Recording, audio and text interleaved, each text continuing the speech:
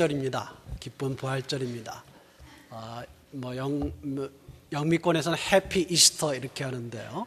우리는 같이 서로 인사하죠. 주님께서 부활하셨습니다. 이렇게 하시죠. 서로 인사하시죠. 주님께서 부활하셨습니다.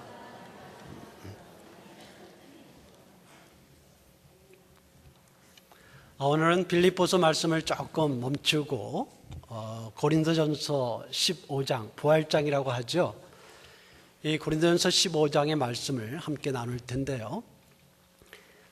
제가 부분적인 것보다는 아예 고린도전서 15장 전체를 제가 정리해서 여러분께 말씀을 드리고자 합니다. 사실은 제가 설교하는 것보다는 고린도전서 15장을 다 몇 번 읽는 게 훨씬 나은 것 같은데 그러면 또 제가 할 일이 없어지니까 이 시간에 15장의 말씀을 좀 여러분께 정리해서 말씀을 드리고자 합니다. 우리 복음의 핵심은 두 가지 기둥을 가지고 있다 이렇게 볼 수 있죠. 그 핵심이 그리스도의 죽으심과 그의 부활입니다.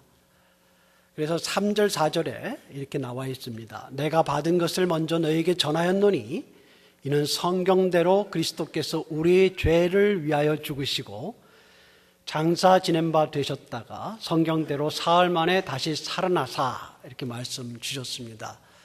그리스도께서 우리 죄를 위하여 죽으셨다라는 사실과 그리고 성경대로 다시 살아나셨다라는 죽으심과 부활이 우리 복음의 두 가지의 기둥이 핵심적인 기둥이 되겠습니다. 이 부활이 굉장히 중요하죠. 우리의 복음의 내용만 아니라 우리의 믿음, 이 교회의 기초가 되는 사실입니다. 너무도 중요하죠. 그래서 오늘 말씀도 있지만 너무도 중요한데 만약에 그리스도의 부활이 없다라면 우리가 믿는 게 뭐냐? 그 가치가 없다는 것이죠. 그래서 그 이야기를 오늘 우리가 읽은 본문에서 하고 있지 않습니까?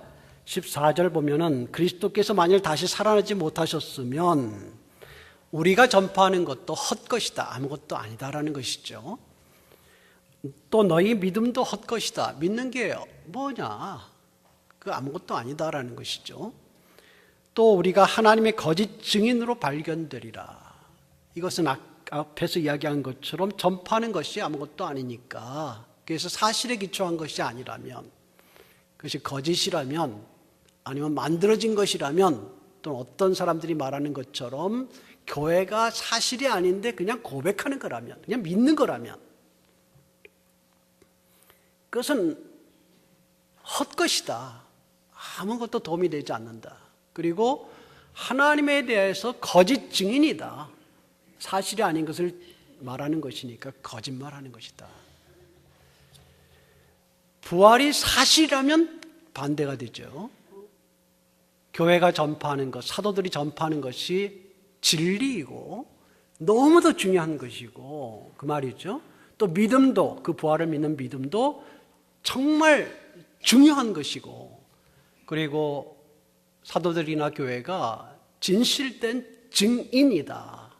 증인이라는 것은 보고 목격한 것을 전하는 자를 말하지 않습니까? 그런데 사실이 아니라면 그것은 거짓 증인이 되는 것이다라는 것입니다. 이게 너무도 중요해요. 그리스도의 부활에 대한 이야기가 너무도 중요합니다. 또 비슷한 말씀이죠. 17절 18절에도 강조됩니다. 너희 믿음도 헛되고 그리스도께서 다시 살아나신 일이 없으면 너희 믿음도 헛되고 2번 반복됩니다. 믿음 아니다라는 거예요, 그게. 그리고 너희가 여전히 죄 가운데 있을 것이요. 죄 가운데 있다는 것은 우리가 아까 그리스도의 복음을 두 가지로 이야기하지 않았습니까? 요약해서 말할 때 우리의 죄를 위하여 그리스도께서 죽으셨다. 그리고 사흘 만에 죽은 자 가운데 살아나셨다라고 했는데 뒤에 부활이 없으면 앞에 우리 죄를 위하여 죽으신 게 없는 것입니다. 그냥 죽으신 거지 우리 죄를 위하여 죽으신 게 없는 거거든요. 부활이 있으므로 우리 죄를 위하여 죽으신 것이 되는 것입니다. 그러므로 부활이 없으면 사실은 그 앞에 이야기인 죄사함이 없는 것이죠. 또 비슷한 말씀입니다만은 그리스도 안에서 잠자는 자도 망하였다. 아무것도 아니니까. 그리스도 안에 잠자는 것은 이제 예수 그리스도의 죽으심과 부활을 믿고 이제 육체가 죽은 것 아니겠습니까? 그럴 때 그리스도의 죽으심과 부활을 믿었다면 그것이 영원한 생명이 주어졌다고 보는 것이죠. 그 영원한 생명을 받았다라는 것은 그리스도의 죽으심과 부활에 근거하거든요. 근데 부활이 없다면, 부활이 사실 일어난 게 아니라면 그러면 영원한 생명도 있지 않은 것이다. 그러므로 그리스도 안에서 죽었다라는 말은 우리가 잠시 죽은 것처럼 육체는 떠나 있지만 결국은 다시 살아날 것을 염두에 두는 거거든요. 우리의 부활을 생각하는데 그리스도의 부활이 없다면 우리가 무슨 부활하겠습니까? 그 말이거든요. 그리스도 안에 잠자는 것도 아니죠. 그냥 죽는 것이죠. 없는 것이죠. 이 부활이 이렇게 중요해요. 그리스도의 부활이 우리 교회의 기반입니다. 그러므로 혹시 여기는 없겠지만 이 교회를 무너뜨리고 싶은 분들이 있어요. 그러면 간단합니다. 다른 게 없어요. 그리스도의 부활 가짜다 이러면 됩니다. 아니 가짜다 한다고 뭐 진짜가 아닌 건 아니지만 가짜라는 걸 증명해내면 돼요. 도대체 어떻게 사람이 다시 살아날 수가 있느냐. 죽었는데 분명히 십자가에서 죽었는데 죽은 자가 어떻게 사흘 만에 무덤을 박차고 일어나 살아났느냐. 이건 말도 안 되는 거다. 그걸 증명해내면 부활이 사실이 아니라면 부활이 역사적인 사실이 아니라면 그 말입니다. 단지 믿음의 사실이 아니라 우리가 그리스도인들이 믿느냐 이게 중요한 게 아니라 믿음보다도 역사적 사실이기 때문에 믿는 거예요. 그리스도가 이 땅에 오셨기 때문에 우리가 그걸 믿는 거예요. 하나님의 아들이시기 때문에 믿는 건데 하나님의 아들이 어떻게 하나님의 아들이라고 증명되느냐. 바로 죽었다가 살아나셨기 때문에 하나님의 아들이라는 걸 믿는 거거든요. 그래서 사도행전 17장에 사도 바울이 그렇게 이야기합니다. 이에 그를 죽은 자 가운데서 다시 살리신 것으로 하나님께서 그를 다시 살리신 것으로 모든 사람에게 믿을 만한 증거를 주셨다. 그거거든요. 그러니까 어떻게 믿을 수 있느냐? 하나님이 살아계신 걸 어떻게 알 수 있느냐라고 할 때 하나님 보이느냐? 그럴 때 이 부활이 있으므로 죽은 자가 살아나서 죽음을 이기는 것이 가능하다. 그러니까 그가 일반 사람이 아니다라는 것을 그가 우리 인간적인 사람이 아니라 하늘에서 오신 하나님의 아들이라는 것이 증명되는 것이고 그가 이제까지 이야기하셨던 말 그가 자신에 대해서 소개하셨던 그 말이 진실이라는 것이 드러나는 것이고 죽은 자가 살아나서 하나님의 아들이라는 것을 증명하셨다라면 하나님이 살아계신 것이다. 그러므로 이 땅에 그냥 사람들이 진화돼서 살다가 사람이 돼가지고 살다가 그냥 죽는 것으로 끝나는 게 아니라 하나님의 형상대로 지음받은 이 인간들을 사랑하셔서 이들을 구원하기 위해서 오신 하나님의 아들이 있었고 하나님의 아들이 말씀하시고 가르치시고 또 표적을 행하시면서 그 자신을 증언하시다가 말씀대로 성경대로 그가 약속하신 대로 죽으시고 그리고 사흘 만에 다시 살아나심으로 자신의 한 모든 것이 진실하다는 것을 드러내셨다. 이것이 하나님의 증거였다. 이거거든요. 그래서 이 부활 단지 믿음의 교리로서가 아니고요. 역사적 사실로서의 부활이 있느냐. 그게 없으면 교회는 무너지는 것입니다. 오늘 말씀을 통해서 보시면 제가 다 읽진 않았습니다만은 오늘 마침 또 교동문에 나온 내용이죠. 5절부터 내용이 이 바울이 부활에 대한 확실성을 이야기하기 위해서 증인들을 열거합니다. 증인들, 어떤 사건이 정말 사실이냐를 알려주기 위해서 증인이 있느냐는 것이죠. 그 사건에 대해서. 그 증인도 한두 사람이 아니라 복수의 많은 수의 증인을 바울은 열거합니다. 여러분 보세요. 어떻게 나옵니까? 5절에 게바가 나옵니다. 베드로죠. 12제자, 가룟 유다를 제외했겠습니다만 대표적으로 12제자, 나중에 마띠아가 가입됐습니다만 12제자. 6절에 500여 형제에게 보이셨다. 500여라는 그 말은 직역하면은 500이 넘는 수를 말합니다. 500 이상이 되는 형제에게 일시에 보이셨다. 대다수는 지금도 살아있다.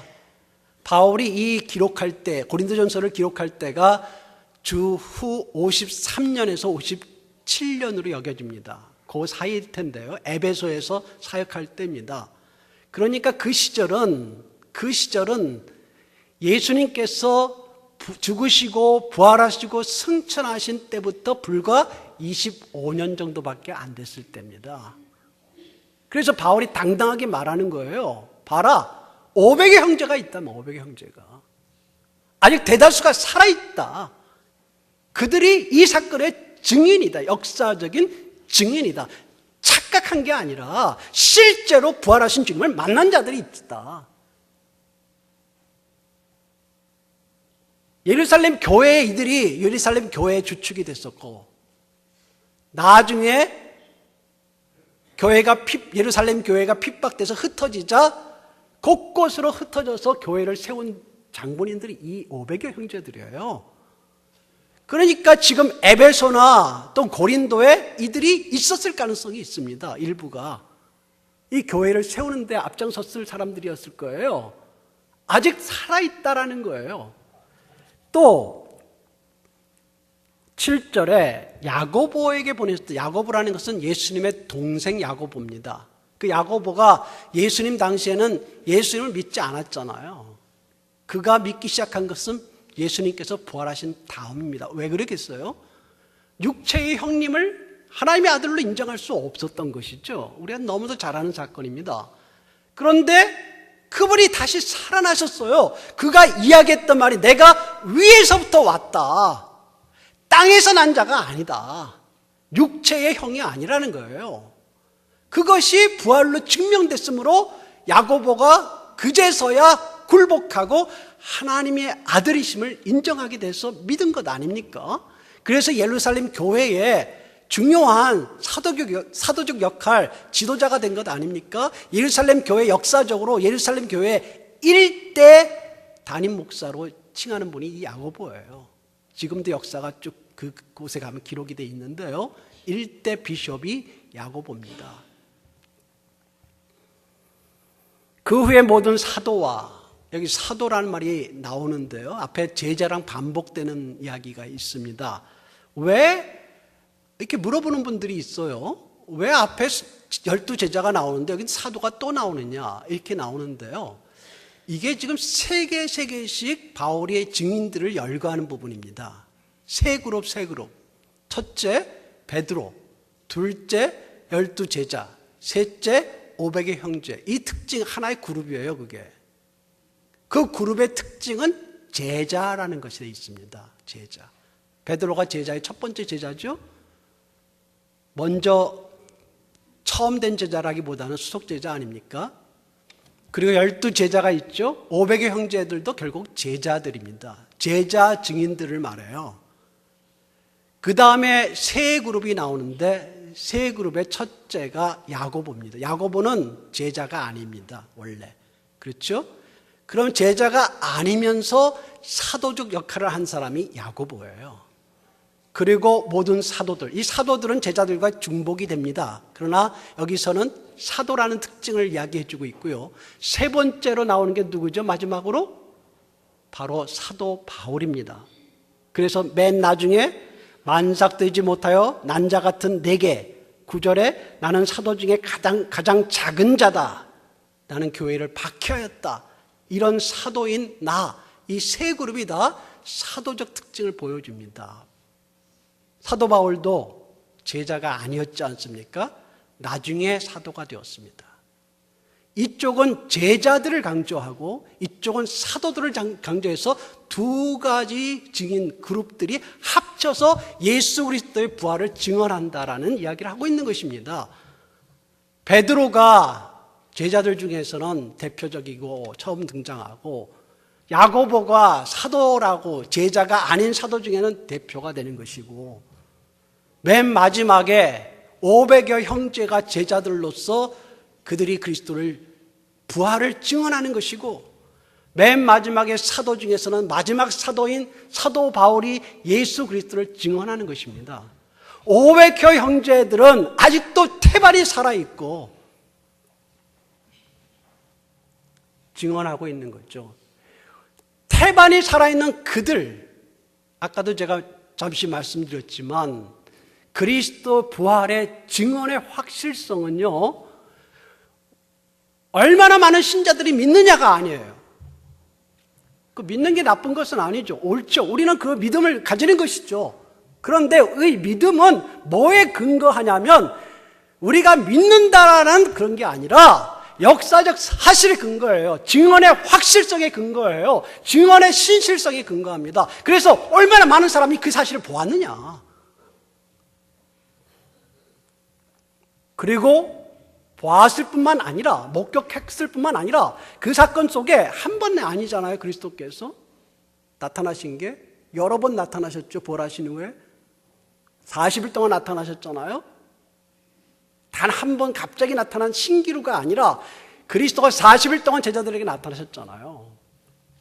그 확실성. 또 그 복수의 증인들만 아니라요. 그 증인들이 도대체 누구냐가 중요하죠. 증언의 확실성은 그렇지 않습니까? 그 증인이 거짓말하는 사람들이다. 그러면 아무리 많아도 그게 증언이 확실하겠습니까? 이 500개 형제들이 어떤 사람들입니까? 그들이 신실합니까? 그들이 정직합니까? 그들이 정말 본 것을 이야기하는 걸까요? 본 것을 이야기하지 않으면 그들이 왜 죽어갔을까요? 그것을 증언하다가 여러분 사도행전을 보게 되면은 그 초점이 무엇입니까? 메시지의 초점이 베드로의 초점, 메시지의 초점이 무엇입니까? 너희가 십자가에 죽였다. 유대인들 앞에서 이야기하는 거예요. 너희가 살인자다. 그 말 아닙니까? 그 말을 그렇게 쉽게 할 수 있는 말입니까? 너희가 십자가에 죽였다. 그러나 하나님이 그를 죽은 자 가운데 살리셨다. 이게 메시지의 핵심이었어요. 사도행전 3장에서부터 시작해서 베드로와 그의 사도들과 그리스도의 제자들이 또 스데반이 죽으면서 외쳤던 말의 핵심은 그겁니다. 너희가 죽였다. 그러나 하나님이 살리셨다.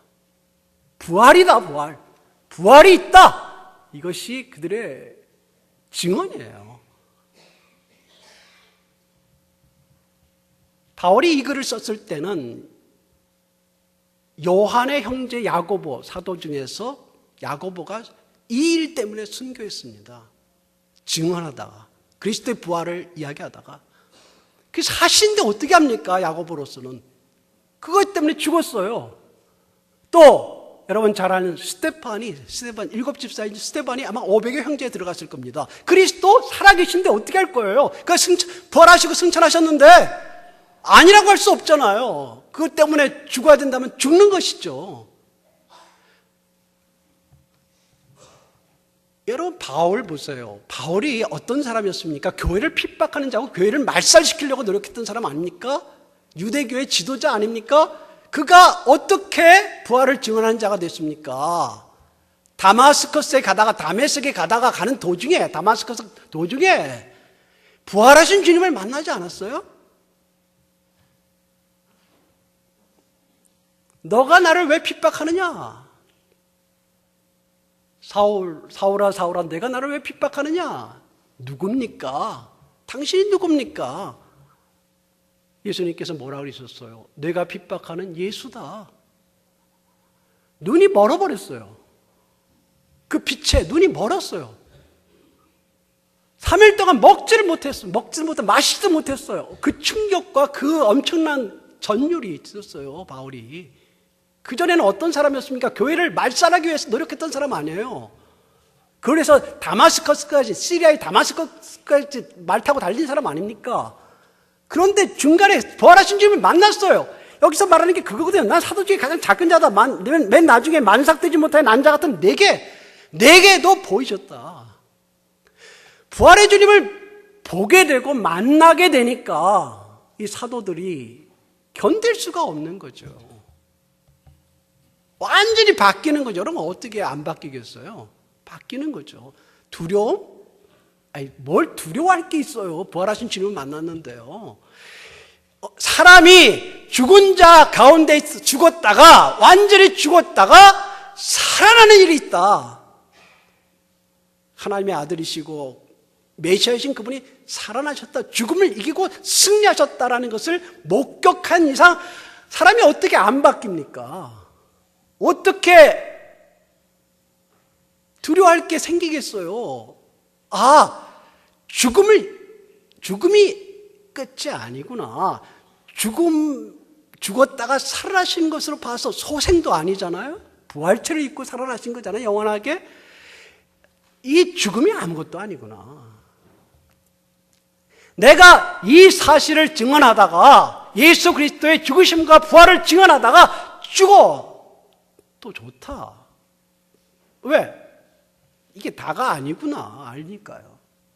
그리스도의 사건을 통해서 봤잖아요. 다가 아니라 그리스도께서 부활하신 그리스도께서 하늘로 승천하시는 그것을 봤잖아요. 이 땅의 삶이 다가 아니다라는 걸 알잖아요. 이제 확 뒤집어진 거죠. 그래서 너희가 죽였지만 하나님이 살리셨다라고 당당하게 말할 수 있는 것이거든요. 초대교회가 어떻게 이렇게 급작스럽게 성도들이 몰렸을까요? 이 증인들 때문에 그래요. 완전히 그리스도의 부활에 사로잡히고 그걸 목격했던 증인들, 도저히 이제는 그냥 이 땅의 삶이 다가 아니다라는 것을 알게 된 이 사람들이 뒤집어 놓은 거예요. 우리도 개인적으로 그리스도를 믿고 나서 오랜 시간이 흐르면서 우리의 기도 가운데 때로는 우리의 꿈속에서 주님을 만나는 경우가 있어요. 그렇죠? 여러분 아마 경험들이 있으실 겁니다. 그러나 이들은 부활하신 그리스도를 직접 목격했어요. 차원이 달라요. 꿈속에서 나타나거나 말씀 속에 나타나거나 우리의 경험 속에 주님께서 잠시 나타나는 것들하고는 달라요. 이 부활은 역사적 사실에 근거해서 세워진 거예요. 그래서 여러 학자들이나 똑똑하다는 사람들이 이 그리스도의 부활을 무너뜨리면 교회가 무너질 거다 생각하고 교회를 싫어하는 사람들이 부활에 대하여 연구하기 시작했어요. 그러나 그들의 결론은 늘 같아요. 정말 정직하게 이 사실에 대해서 연구하기를 원해요? 그러면 여러분 그런 사람들은 이 부활의 신실한 증인들을 만나고 꼬꾸라질 거예요. 그리스도의 사건에서 부활의 사건에서 빈무덤을 피할 수 없고 빈무덤이니까 제자들이 부활을 이야기할 때 빈무덤이 아니라 실제 무덤을 보여주면 되잖아요. 그리스도의 시신을. 그 시신을 훔쳐갔다고 이야기할 수밖에 없잖아요. 그 사람들은. 근데 훔쳐간 제자들이 목숨을 걸고 그리스도의 부활을 이야기해요? 말 같지도 않은 소리예요. 그들의 부활 아니면 설명할 수 없는 많은 사건들이 있어요. 또 그들이 거짓을 하는 사람들이 그렇게 진실하게 살아요? 사랑하고 살아요? 섬기며 살아요?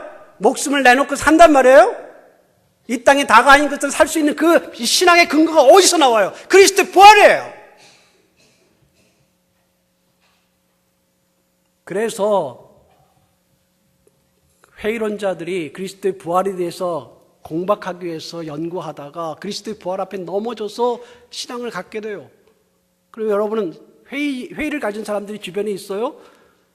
그러면 이 그리스도의 부활에 대해서 좀 연구하게 하세요. 정말 진정한 탐구자라면요. 여러분에게 소개할 책이 기본적인 책이 있습니다. 존 스타트의 기독교의 기본진리 아주 쉬운 책입니다. 대학생들은 필독서예요. 크리스찬 대학생들이. 거기에 4장의 부활에 대해서 나옵니다. 노만 앤더슨이라는 법률가, 부활을 무너뜨리기 위해서 공부했던 사람, 이 결국 부활을 연구하다가 그리스도의 부활에 엎드리게 굴복된 사람이 쓴 소책자가 있어요. 부활의 증거라는 책이 소책자가 있습니다. 여러분 그런 책들 한번 보세요. 특히 젊은 형제들, 자매들은 적어도 이 정도는 보고 부활이 얼마나 확실한지 이해하고 깨닫고 그 부활이 도대체 뭘 말하는지 생각하는 그런 일들이 필요합니다. 우리가 그리스도의 부활을 믿습니다. 이렇게 말하는 것은 중요하죠. 중요합니다. 다시 말합니다. 그래서 우리의 그냥 믿는다는 게 아니에요. 역사적 사실, 그리스도가 이 땅에 오셨다는 것, 그리고 그리스도가 우리를 위하여 십자가에 못을 박여 어린 양으로서 죽으셔서 구속을 하신다는 사실, 무엇보다도 그것이 사흘 만에 다시 살아나심으로 하나님의 아들로 드러나셨고 그의 모든 구속 사건과 말씀 사역들이 완성된다는 것이죠. 그런데요, 이 그리스도의 부활이 그리스도의 부활로 끝나지 않고 오늘 말씀의 중요한 또 하나의 핵심은요, 그 다음에 부활이 있다라는 것입니다. 오늘 우리가 읽은 12절을 보게 되면 그리스도께서 죽은 자 가운데서 다시 살아나셨다 전파되었거늘, 그리스도의 부활이 있단 말이죠. 너희 중에서 어떤 사람들은 어찌하여 죽은 자 가운데서 부활이 없다 하느냐. 그리스도의 부활이 있다면 또 다른 부활이 있다라는 것을 암시해 주고 있습니다. 15절에 만일 죽은 자가 다시 살아나는 일이 없으면, 죽은 자가 다시 살아나는 일이 있다는 거예요. 하나님이 그리스도를 다시 살리지 아니하셨으리라. 16절 만일 죽은 자가 다시 살아나는 일이 없으면 그리스도도 다시 살아나신 일이 없을 것이다.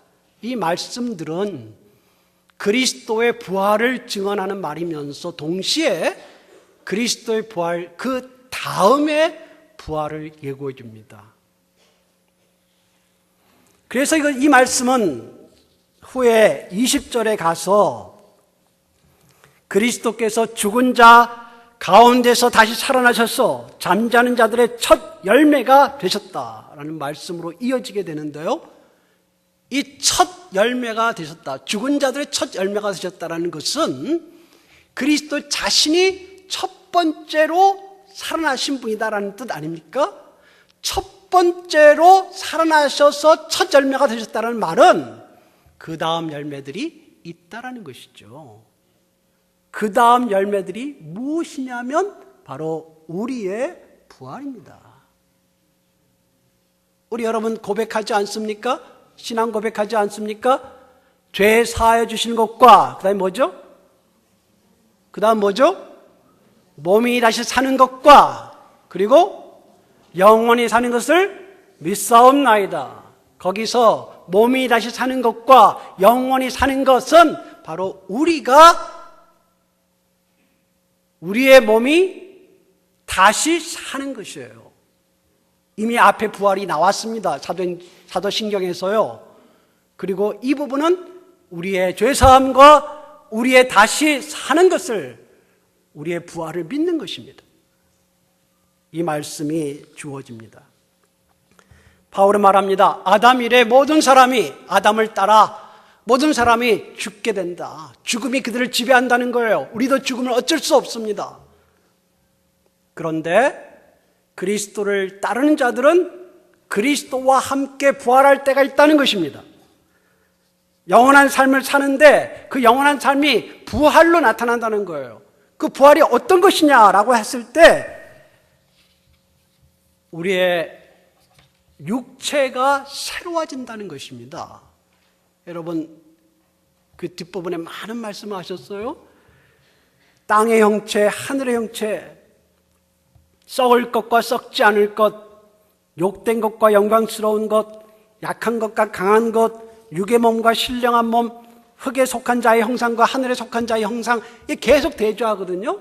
이게 무슨 말이냐면 우리가 이 땅에 사는 삶이 육체로 사는 이 삶이 다가 아니고 이 땅에 살고 있는 이 육체는 땅에 속한 육체다라는 거예요. 땅에 속한 육체는 죽음의 지배를 받게 돼 있어요. 아무도 우리 가운데 이 죽음을 벗어낼 사람이 없어요. 그런데 나중에 그리스도가 다시 오셔서 우리가 부활하여 있게 될 부활체는 하늘의 형상이에요. 하늘의 형상은 죽음의 지배를 받지 않아요. 죽음을 이겨요. 우리가 이 땅에 사는 동안에 땅의 형상을 가지고 있을 때는 죽음이 이겨요. 죽음이 우리에게 질병을 줍니다.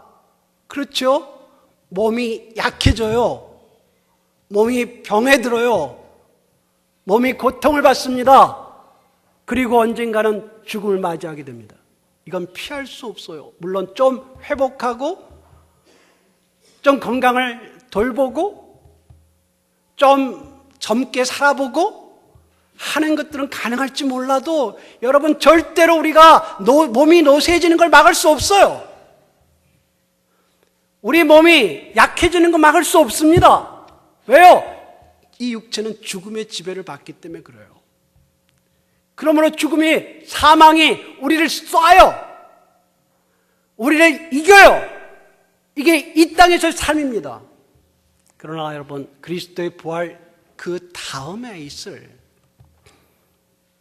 우리의 부활은 그리스도가 죽음을 이기신 것처럼 이제 우리가 이 죽음을 이기는 육체를 입음으로 마무리가 됩니다.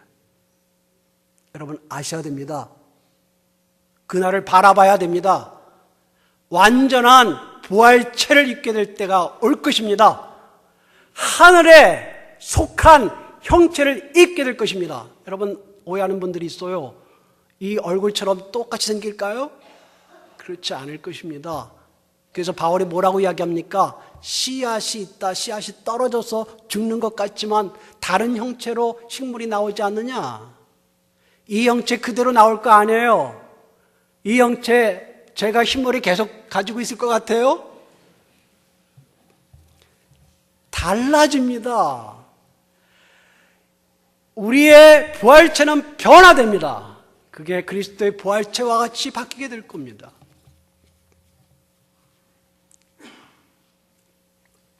그러므로 우리가 이 땅에서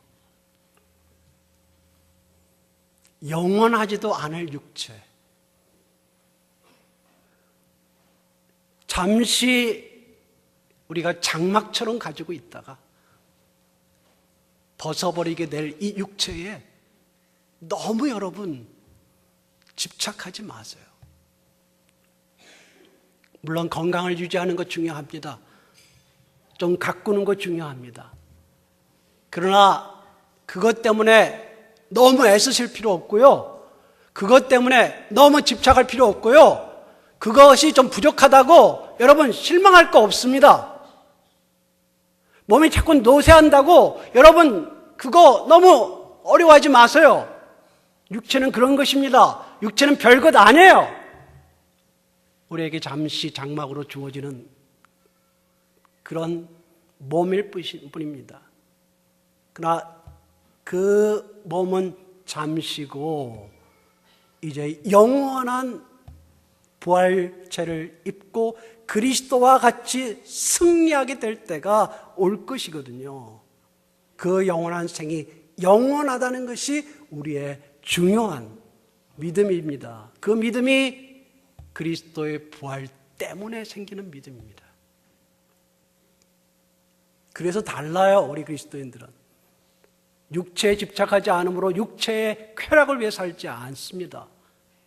우리는 육체의 쾌락을 위해 살 때 더 고통스러워요. 안 믿는 사람들은, 영원한 세계를 보지 못하는 사람들은, 영혼을 향하여 나갈 수 없는 사람들은 육체의 죄악 가지고 그렇게 고통받지 않을지 몰라요. 그러나 우리에게는 영원을 살아가는 하나님의 자녀들의 형상이 이 안에 있기 때문에, 심겨져 있기 때문에 우리가 죄를 행하게 될 때 더 괴롭고 고통스러워요. 우리에게 어울리지 않아요. 육체의 쾌락이 우리에게 어울리지 않아요. 우리에게 어울리는 일은 영원한 세계를 바라보는 자답게 영원한 일에 투자하는 것입니다. 하나님의 뜻에 투자하는 것입니다. 그렇다고 해서 제가 여러분께 그런 말을 하는 건 아니에요. 우리의 육체와 영혼에 대해서 이분법적으로 생각해서는 안 됩니다. 우리가 교회 생활과 사회 생활을 이분법적으로 봐서도 안 되죠. 중요한 것은 주님의 뜻을 향하여 나아가는 것, 영원한 세계를 바라보는 사람들답게 당당하게 나아가는 것입니다. 우리 58절 한번 같이 읽겠습니다. 마지막 절입니다. 시작. 그러므로 내 사랑하는 형제들아, 견실하며 흔들리지 말고 항상 주의 일에 더욱 힘쓰는 자들이 되라. 이는 너희 수고가 주 안에서 헛되지 않은 줄을 알미라. 항상 주의 일에, 그것이 영원한 일입니다. 교회 일만은 아닙니다. 사회와 가정의 모든 일도 우리에게 주어진 일들이 주님의 일일 것입니다. 그 수고가 가치가 있는 것입니다.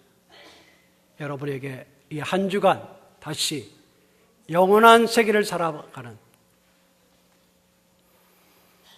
그리스도의 부활, 죽음을 이기신 그리스도의 부활이 언젠가 우리도 이 죽음을 이기고 살아가게 되는 영원한 부활을 바라보는 성도들답게 한 주간 믿음으로 사는 여러분 되시기를 주님의 이름으로 축원합니다. 기도하겠습니다. 귀한 부활절을 우리에게 주셔서 다시 부활의 신앙을 가지게 하십니다. 그렇습니다. 주님께서 부활하셨습니다. 그러므로 우리도 부활할 때가 올 것입니다. 우리가 그것을 바라보며 살아가는 우리가 이 땅에서 믿음 가운데 주의 뜻을 따라 영원한 것을 심어가며 살아가는 주의 백성 되게 하여 주옵소서. 우리 주 예수님의 이름으로 기도했습니다. 아멘.